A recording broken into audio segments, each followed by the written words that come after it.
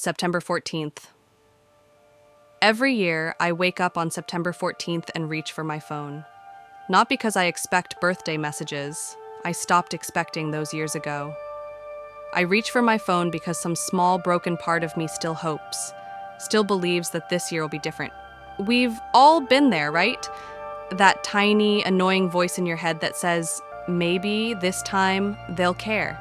It's the hope that hurts the most. This year, on September 14th, my phone stayed silent until 11:47 p.m. Then my mother called. "Naomi, honey, I just realized, was your birthday today or is it tomorrow? I always mix up you and your sister's dates. My sister's birthday is in March, 6 months away." She's been mixing us up for 32 years. I could have reminded her. I could have said, "Yes, Mom, it was today."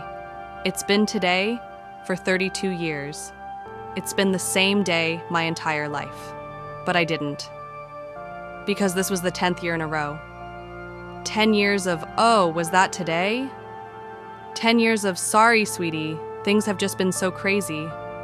10 years of watching my sister get surprise parties and custom cakes while I got forgotten voicemails and belated apologies. But here's the thing about being forgotten. Eventually, you stop waiting to be remembered, and you start making plans. This year, I didn't remind them. I didn't drop hints.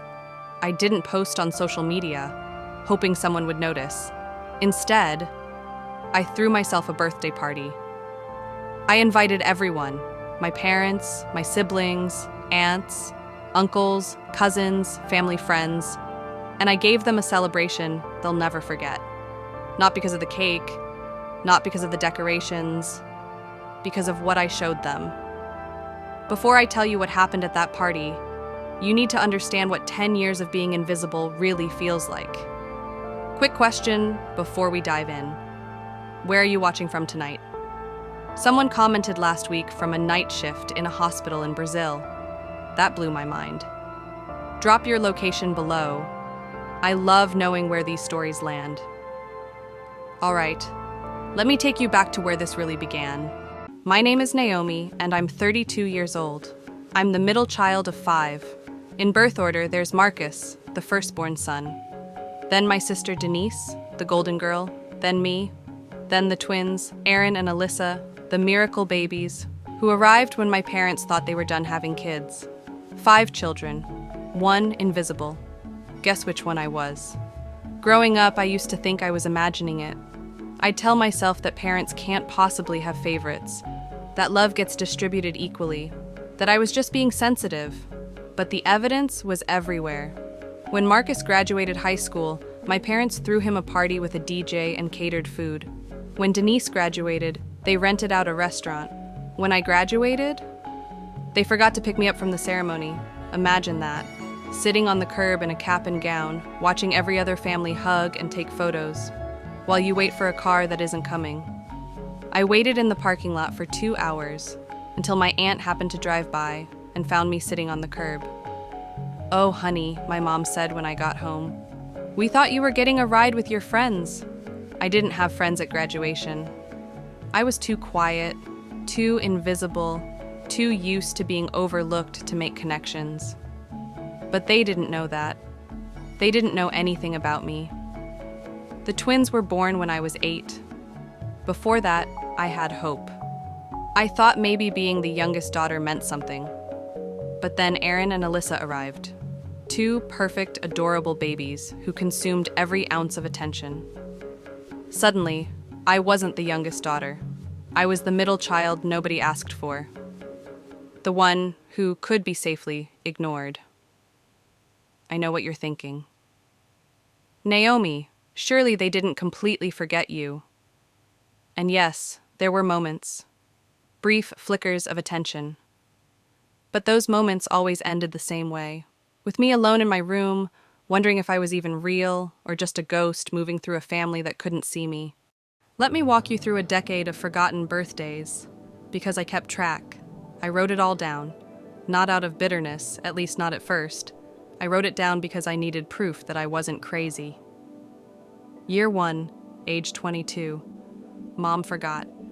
Dad on a work trip. No card. no call. Year 2, age 23, my first real job. I took the day off hoping someone would visit. My mother called at 10 p.m. to ask if I could dog sit. Year 4, age 25. Marcus called, not to say happy birthday, but to ask if I could help him move apartments. When I reminded him, he said, "Oh right, happy birthday. So can you help or not?" Year 9, age 30. My 30th birthday. A milestone. I dropped hints for weeks. The day came, nothing. My father texted me at 11 p.m. "Happy birthday, kiddo. Sorry we missed it. Next year for sure." Next year for sure. The 4 biggest lies in the English language when they come from a parent who doesn't prioritize you. Year 10, age 31. By this point, I'd stopped hoping. I spent my birthday volunteering at a local shelter because, at least there, I felt useful. My family didn't notice I was gone. 10 years, 3,652 days of being someone's daughter, and not one of them could remember the single day that was mine. You want to know what that does to a person? It hollows you out. All right, we're about to get into the revenge. If you're still with me, drop a cake in the comments. And if you haven't subscribed yet, now's the time. You don't want to miss what happens at this party. Let me tell you about the plan. The plan started on my 31st birthday. I was sitting in the community shelter, and I had a realization. These strangers treated me with more warmth than my own family. Something shifted in me that night. Not anger exactly, something colder, clearer. I was done being invisible. I gave myself a year to plan, 12 months to build something unforgettable. My 32nd birthday wouldn't just be another forgotten day. It would be the day my family finally saw me. The first thing I did was start collecting. Every text I'd sent, every message I didn't receive, every photo where I was pushed to the edge of the frame. I built a folder, then a spreadsheet, then a timeline. 10 years of proof. And then I started planning the party. I booked a venue 8 months in advance. Room for 100 people. Elegant. I told no one. I paid for everything myself. 3 months out, I sent formal invitations to a special family celebration on September 14th. I didn't mention it was my birthday. I wanted to see if anyone would make the connection. They didn't. Not one person. My mother RSVP'd asking, "What's the occasion?" I replied, "You'll see." Marcus asked if there would be an open bar. Denise asked what she should wear. Not one of them looked at the date and realized. It's almost impressive, isn't it? The level of tunnel vision you have to see your child's birthday on an invitation and ask, "What's the occasion?" 1 month before the party, I finalized the slideshow. 50 slides. 10 years of forgotten birthdays. I added captions. Not angry, just facts. September 14th, 2018. Naomi's 27th birthday. No calls, no cards, no acknowledgement. The last slide was a question. Just white text on a black background. Why was everyone else worth remembering? September 14th, my 32nd birthday. I woke up at 6 a.m. ready. I arrived at the venue early. The space looked beautiful. Deep purple and gold, my favorite colors. Not that they'd know. By 6 p.m., the room was filling up. My real friends arrived first. "Happy birthday, Naomi!"